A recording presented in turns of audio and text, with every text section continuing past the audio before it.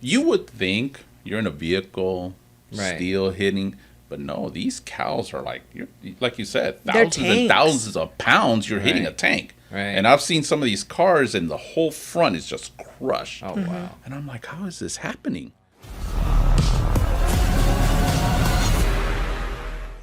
Welcome, everybody, to the D4A Personal Injury Show. I'm your host, Jean-Paul, and today I'm here with my co-host, Hi guys, it's Nikki Kinsella. and we have a special guest for you. Actually, he's so special that he was our first interview when we first started this show. Everybody, meet Alonso Palencia.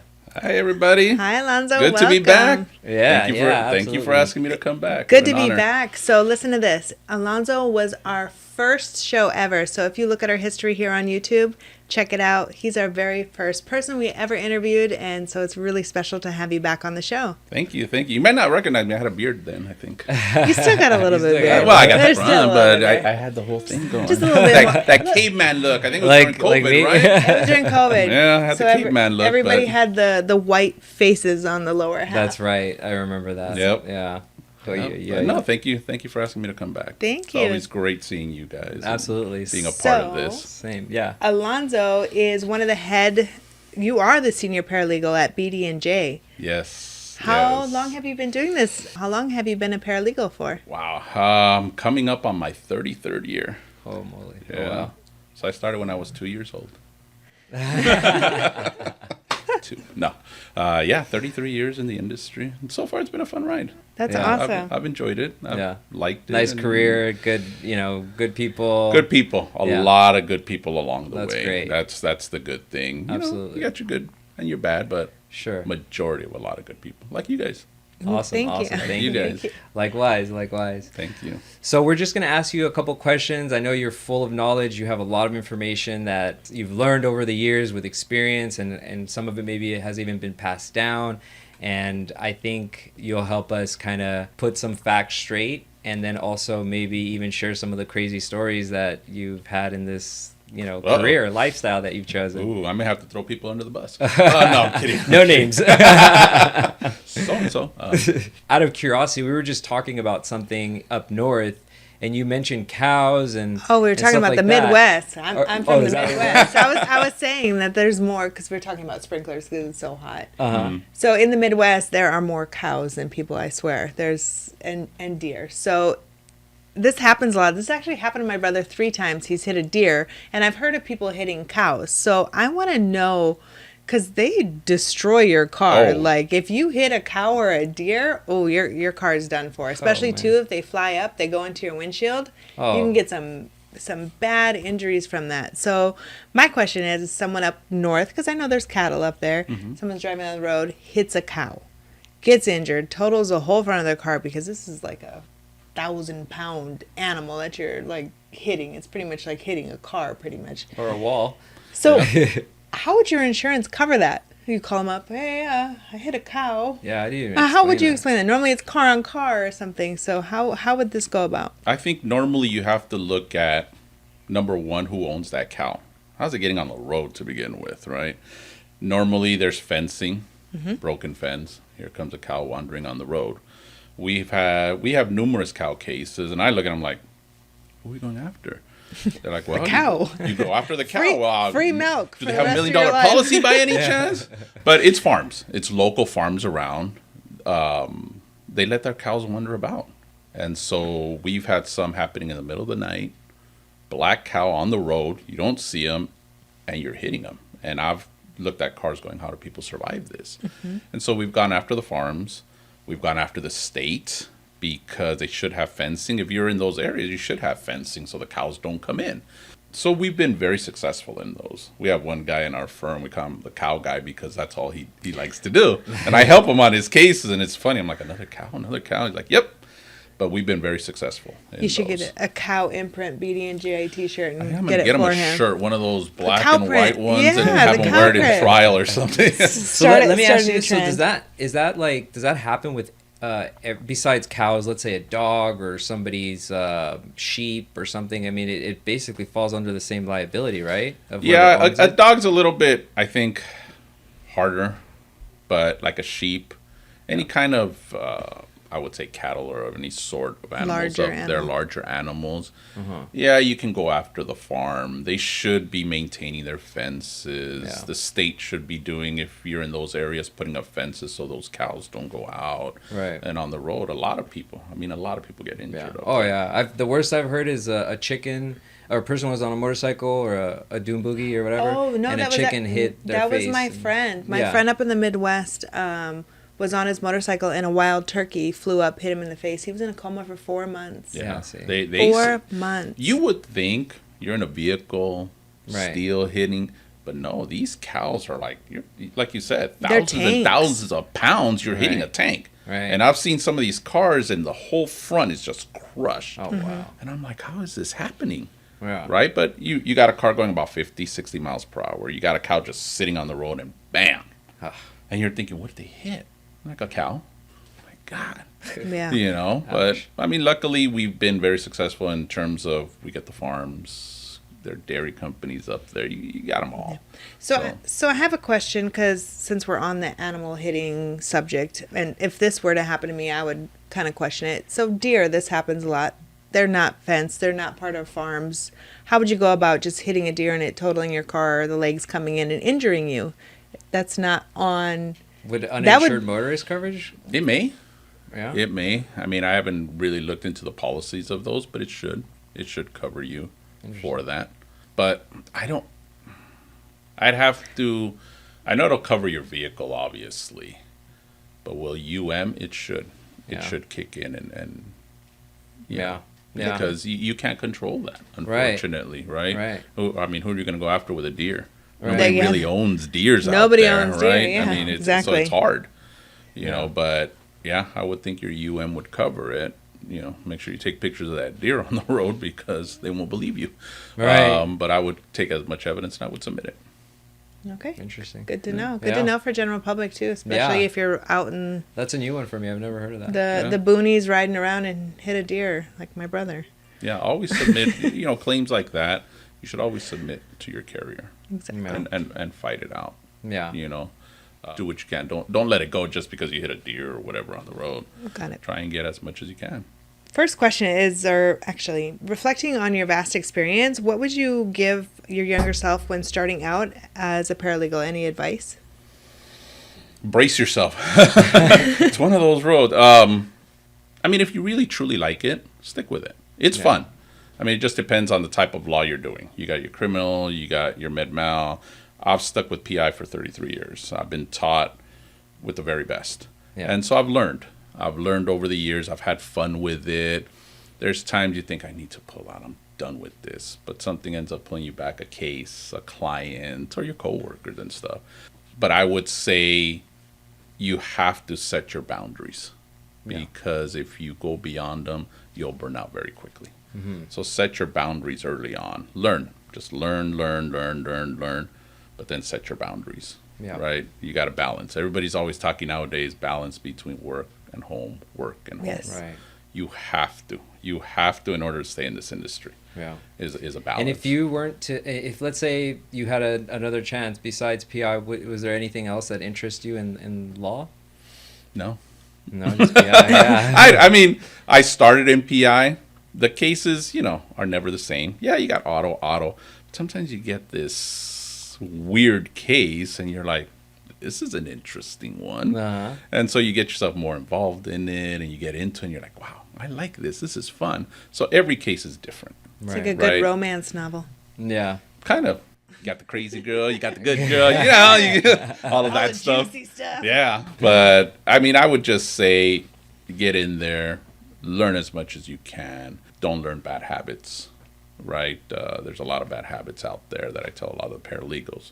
Learn your basics and you'll be fine. That's you great. know, if you can get the right attorney, the right teacher, you'll be For fine. sure. Quick Okay, cool. break. Yeah, we'll take a quick break. All right. So I have a question for you.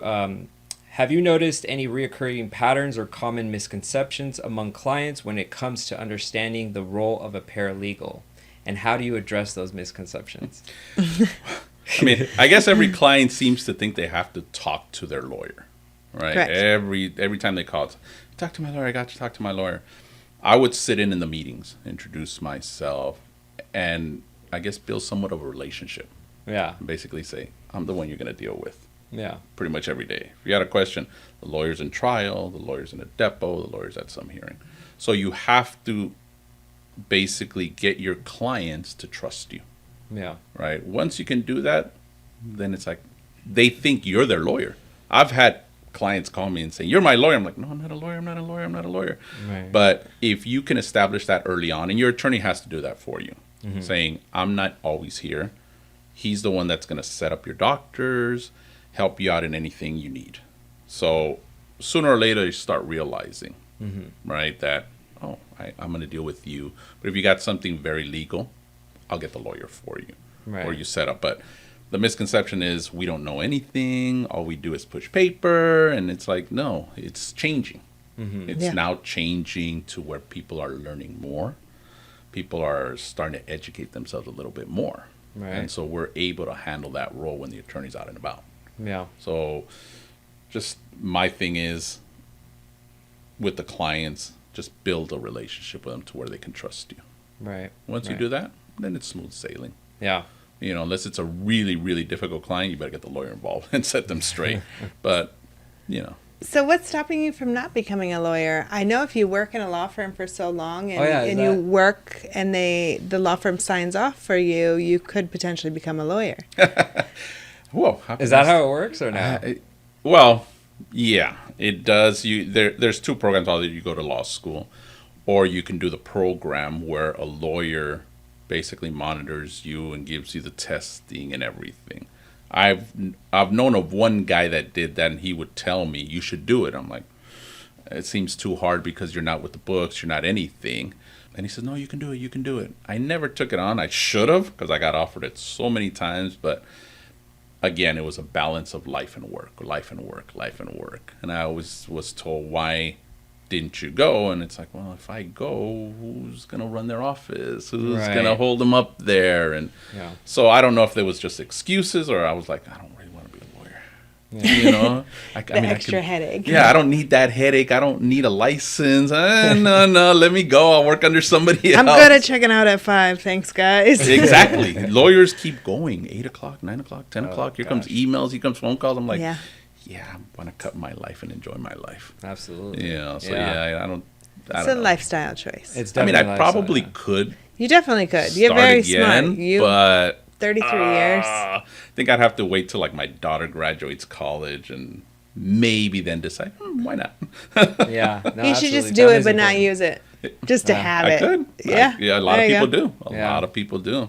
Well, Yeah, yeah. you never know. Yeah. There's a lot of people that have degrees and they don't use a lot Oh of yeah. them. They right. Yeah. I have a couple that I don't use. Instead, I'm here with my husband working the PI Thank show. you. Hey, that's the best thing. I know It a lot of is. people like that. They get these degrees and don't end up in the field. I mean, if you're a doctor, a lawyer, one of those, but there's like psychologists and all of that, so you don't end up in the field. Yeah. You end up maybe a waitress or paralegal. Right. One of the other questions is, as far as like looking ahead in this industry, where do you see the trends going in the future with self-driving vehicles and stuff like that? Like, do you think that self-driving vehicles, maybe there's a possibility that they could still make mistakes? Of course. I mean, I've It's, seen some actually, now that I say that. I get it. It's computer, but all of these are being created by humans. Right. So there's always There's always always going to be flaws. something there. Yeah. It's like, I hate flying. Mm-hmm. You get up in a plane, and yeah, you're seeing them all now crashing. And you're like, what's going on? I thought they can fly themselves, and so all of these are created by humans, obviously. So yeah, there'll still be some issues with it. Maybe they'll perfect it to the point it'd be nice. Sure. I mean, sad for Uber, because if you got a car that drives, you can go drinking at night and let them Have drive nothing you to worry home. about, right? But there'll always be a need for people to still be able to kind of maneuver that vehicle, even if it's driving by itself. Right. You have to sit behind and go, okay, anticipate what's going to happen. Yeah. So I think there's lawsuits pending against some of these guys that, hit somebody or go nuts and all of that. So I don't know how much it's going to really like affect the industry. affect much of the industry, because no matter what, Right. gonna There's happen. always glitches and everything. Yeah, I mean, I've seen people just, they're not driving, the car's driving, and they're kind of just like holding their cell phones and like, or I've seen somebody reading like a book, and I know they're like, I'm sure they're doing it on purpose because they want people to look inside the car and like, oh, how cool, you know, the car's driving by itself. But the thought of it, I mean, that is pretty amazing. It is. I mean, Yeah. it's great. Yeah. Don't get me wrong. It'd be nice to sit there on a long Right. trip and go, yeah, this is nice. Take a nap. Yeah, but unfortunately, again, I mean, they're not 100% Right. Exactly. that it's not going to cause an accident. I was Yeah. always thinking like 20 years ago when traffic and smog and everything was really bad. I'm like, how come they don't have tracks on the freeway? You just hook your car to them. Right. Everybody goes the same speed, and when they need to exit, it kind of like shifts the just shifts track them out, over and right. takes you off, and then you put your car in drive, and And go. you know, Yeah. that would be better. That sounds like the Jetsons, isn't it? I Wasn't that? think well. I don't Well, think I they might flew. be too old for that one. No, the Jetsons. But you remember the Jetsons, flew. right? You rode in the thing and then it pop you out and then Yes. you take off somewhere else. Exactly. Jetson's an amazing That would show. be awesome. That would be really cool. See, they need to make that instead of all these cars. Just put them in little tubes. There you go. There you go. Cool. So, as a senior paralegal, I know you've handled a lot of catastrophic personal injury cases. Could you tell us more of a particular challenging case that you worked on and how to navigate through the litigation process to achieve a successful outcome? One in particular, I think I was talking to you Yeah. earlier about one in particular, a young lady that just fell like 2 stories down. Oy. And it was challenging in a sense because there was alcohol, drugs involved. Her background wasn't the best. But to get it to the point where the attorney can try, there was a lot of maneuvering. Get the right doctors, get the right experts, try and maneuver around her past, try and maneuver around alcohol, drugs, you name it. Trying to find friends that would support, oh, she was great when her history wasn't the best. But like every case, catastrophic wise, you always have to start it from the start. Okay, you have to be able to look at it and say, this is how it's going to be worked up, which is right doctors, right experts, preserving the right evidence and everything. If you can do that early on, it'll just flow easily. But all of that, you have to get early on. Yeah. Okay, I mean, most people they don't want to spend the money, or they think it's going to settle quickly. I'm always of the mindset it's not going to settle right off the bat. Yeah. So you got to work it like it's going to go to trial. This one we knew it's not going to settle. And we really, at that point, it was just 2 of us. And so now, I'm running around as an investigator. The attorney's running around doing his job. So it was a challenge, but the client was great. She was deserving, and the result was to her liking. So, I know being in this industry, especially PI, work comp, you run across some horrific accidents. You really have to have the stomach for this. There's some people who can handle it and cannot handle it. Has there ever been times where you've gotten such a horrific case that you're just like, I don't know if I can do this anymore? There question. was one, and it involves kids. And at that time, I had my first kid. And it still stands out to this day. And I've always been, you can see a family and you see them grieving and everything. And I've always been a person like stone cold. You cannot get emotionally involved because you can't do your job to the best. And this one in particular, little 3-year-old run over by a semi, it was horrific. And I would see the client, I would see his wife, I would see the grandma. And you're like, hey, it'll be okay, it'll be okay. You have to tell them that, obviously, but they're grieving, and you're like, you don't want to cry, you don't want anything. Right. And I came home, and my son was there, and I grabbed him and I hugged him, and I was crying. My wife's like, what's wrong? And I told her about the case. She's like, oh my God. At that point, you want to tell yourself, I don't want to do this. Yeah. I don't, because it's an effect when you come home. Because Exactly. it's somebody else, obviously, but you're looking at yours like, what if it happened to me? What Right. would I do? And I've seen a lot of horrific ones. I've seen families grieve, and what do you tell them? Right. Their loved one's not coming back. But Yeah. as a paralegal, when you do this long enough, you have to build that wall. And I've had clients tell me, you're very cold. I'm like, look, if I get emotionally involved and I cry with you, I'm not going to do my job. Exactly. Because I'm not going to make the right decisions. I'm going to do it based on emotion versus, unfortunately, what the law is and what the industry is and what we've been doing. So I keep a stone cold face. And at the end, when the results come in and everything, I hug them and I tell them, and they're like, I see why. You guys did a great job, and I see why you don't get emotionally involved. But it's hard. It's hard every day. So another thing is phobias now. Do you have certain phobias with seeing all these accidents? Are there certain things that kind of scare you that you question twice before doing, or being around a road with little ones? Like, is it... The phobias that scare me are these young lawyers that don't know what they're doing. But there you go, guys. That's it. That's my biggest phobia. No. I mean, you think about it. Being in the industry, you think about, what if a car's coming here? A high-speed chase, or this guy's just drunk. With my kids out there now riding their bikes, you're thinking, what if because you've seen it. Right. Yeah. But you can't live like that either, because you won't enjoy it. If you're consistently thinking of, oh my God, what's going to happen here? What's going to happen here? You're not going to enjoy your life. This is why I wouldn't become a lawyer, because I'm paranoid with everything. Given your experience, what key advice would you give individuals who have suffered catastrophic injury and are seeking legal advice or legal assistance? What I would do is, nowadays with the internet out there, you can do a lot of research. Exactly. Right? People, billboards, commercials, and everything. I would say meet with the attorney. Meet with the attorney and meet with the staff. Because you can connect with the attorney, but you may not connect with the staff. And the staff is who you're dealing with every day. Right? So do your research, right? There's plenty. I mean, we know how many lawyers are out there. Tons and tons. But only a few have that experience to handle catastrophic injuries, and only a few with staff to handle those catastrophic injuries. Do your research. Do your background on it. Make sure they're the ones trying the cases. Make sure that the person they have that you're going to deal with has tried cases, has prepared them with the attorney, has worked up catastrophic cases, right? You don't want somebody that just jumped in the industry about a year ago to handle catastrophic. They're not going to know what doctors, they're not going to know what you're going to need or anything. So just do your research.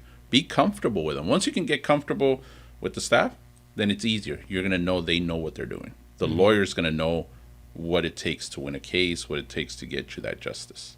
So just research. There's plenty on the internet. And when you do, go out and make sure you meet them so you guys can connect. That's important. So this is the thing. After an accident, you have time. You have time to research attorneys. There is a length of time that you can do before filing a claim. Statute of limitation.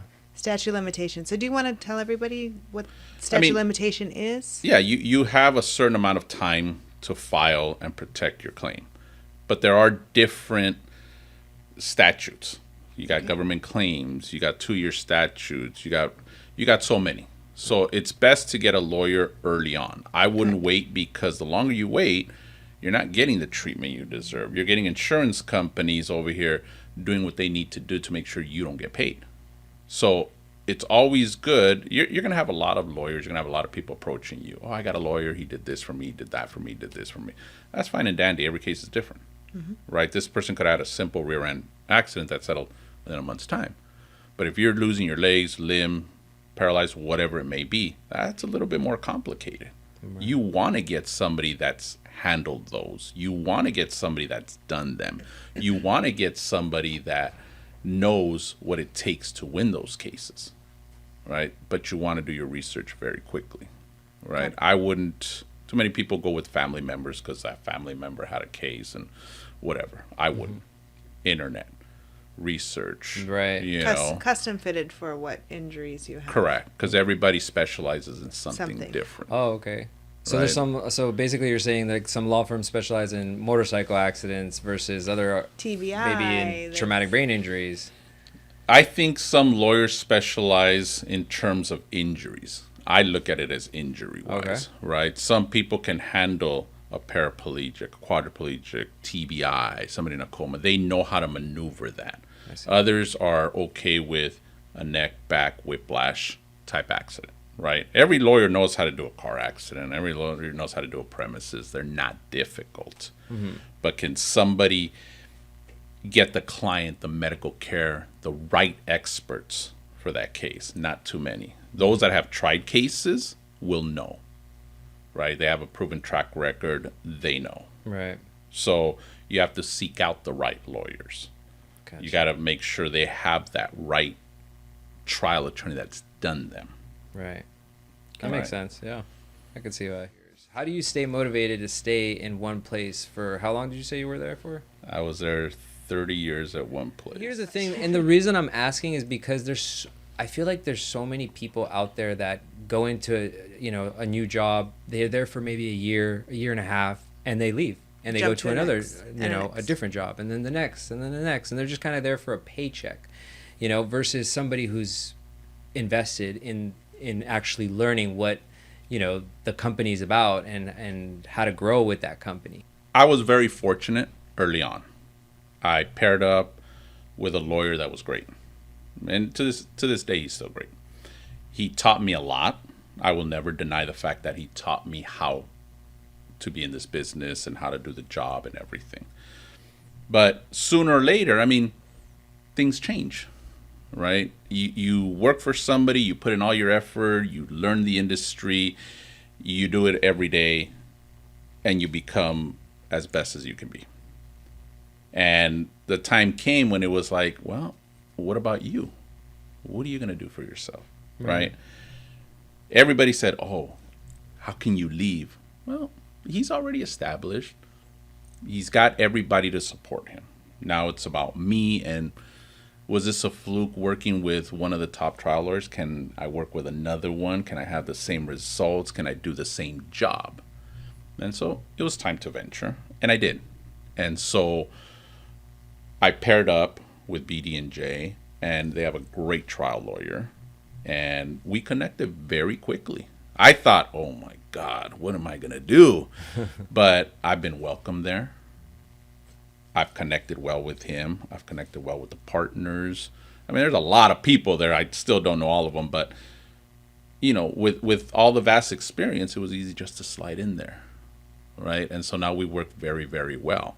So I would say when people say, oh, it's scary, to a certain extent it is, but not so scary when you can actually pair up with a good law firm when you've been doing it so long. It's almost like I didn't miss a beat, right? Wow. And, my wife, who I love dearly, she supported me. She was, I'm with you, honey. And I'm like, okay, but if it doesn't work, she was, you just go somewhere else. But it's worked. Yeah. It's worked very well. I don't regret my decision. I'm still in contact with my former employer who, beyond that, we're good. And so I would say if I wouldn't switch job to job every year. Right. I think that's the worst thing you could do because it's like, is there a problem with you that you're switching jobs consistently? Resume, when you look at the resume, it's like 6 months, 3 months. Yeah. What's wrong with you? But when you see somebody with a resume 10 years in one place, you're like, okay. Yeah. Right. They stayed there, but they want to expand more. They want to see what they're capable of doing beyond what they've done. Okay, that's somebody you want to hire. Yeah. Because they show loyalty being there for so long. Exactly. So those are the ones. So people, don't go job to job to job to job because that's a red flag for anybody. Right. But, if you love it, do it. Right. Whether it's 10 years in one place, 5 years in one place, or like me, 30 years. I'm still doing it, and I still love it. Yeah. Right? So, I'm going to continue to do it for as long as I can because I still love that challenge. I still like that. Absolutely. So it's great. Awesome. Very cool. Well, I'm really happy that you came today. It's Again. always fun. Yes. Again. Yes, again. Yes, absolutely. I look forward to the future and seeing you, succeed in everything that you do. Yeah. Thank you. Again, this is Alonso Palencia with BD&J. And Alonso, if anybody wants to connect with you or talk to you, what is the best way to get a hold of you? You can go on social media. I'd give my cell phone out, but I don't want all these random calls at 10 o'clock at night. But social media, my tag is Zo Palencia. Facebook, you can do all of that. Perfect. You can just call me at the office if you like, or send an email. There you go. Thank you guys for having me on. I've known you 12, At 13 least. years, you know, and your beautiful wife Thank here you. and partner here. I mean, it's been great, and thank you for having me here. Absolutely, you. man. It's always Thank good you. seeing you. And thank you again for coming onto our show again. thank you. And don't forget to like, share, and subscribe to our channel today. Enjoy, guys. Thank you.